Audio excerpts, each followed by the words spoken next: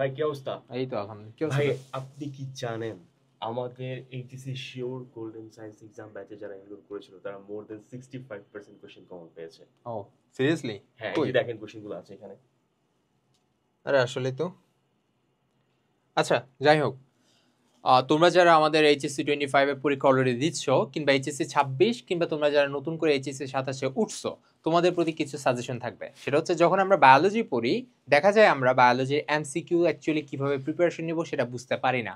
কারণটা খুব সিম্পল, সেটা হচ্ছে আমরা জাস্ট দাগানো লাইনগুলো পড়ে যাই, বাট দাগানো লাইন থেকে কিংবা ডিফারেন্ট ওয়েতে যদি কোয়েশ্চেনটা আসে, তাহলে কিভাবে সলভ করতে হবে সেটা আমরা বুঝতে পারি না। এখানে দুইটা বিষয় কাজ করে। প্রথমত হচ্ছে, আমরা পরীক্ষা দিতে অভ্যস্ত না। সো যেহেতু আমরা পরীক্ষা দিতে অভ্যস্ত না, তো কি হয়, আমরা যখন পরীক্ষার হলে নতুন ভাবে যখন আমরা জাস্ট দাগাতে যাই, তখন দেখা যায় ওই যে 25-30 মিনিটের মধ্যে আমরা আমাদের কিন্তু যথেষ্ট যে 25টা কোয়েশ্চেন, 25টা এমসিকিউ, এটা কিন্তু আমরা সলভ করতে পারি না। আমাদের সময়টা শেষ হয়ে যায়, তাই না? আচ্ছা, সেকেন্ড যে জিনিসটা হয় সেটা হচ্ছে, এমসিকিউ সলভ করার কিছু নির্দিষ্ট ওয়ে আছে। সাপোজ ভাই তুমি বায়োলজি সলভ করতেছো, কিংবা ধরো ভাই তুমি কেমিস্ট্রি সলভ করতেছো, কিংবা তুমি ফিজিক্স সলভ করতেছো, সবগুলা কিন্তু কিছু নিয়ম আছে। ধরো আমরা একটা সিকিউর মতো করে কিন্তু এমসিকিউ সলভ করতে পারি না। দেখা যায় ফিজিক্সের একটা এমসিকিউ, কিংবা আমরা কেমিস্ট্রির একটা এমসিকিউ, ওটার সলভ করার কিছু নির্দিষ্ট ট্রিক্স আছে।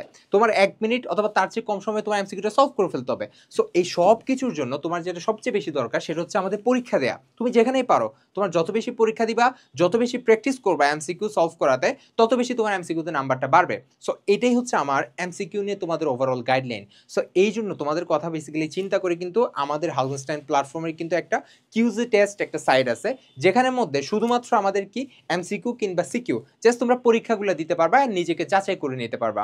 ইহাম, তুই কি কিছু বলবি ওদের? হ্যাঁ, এইচএসসি 26 ব্যাচের আমি একটা কথা বলতে চাই। তোমাদের যে মেইন বইটা আছে প্লাস টেস্ট পেপার গুলো আছে, এগুলো বাসায় খুব ভালোভাবে পড়ো, কারণ এইখান থেকে মেইনলি কোশ্চেন গুলো আসে।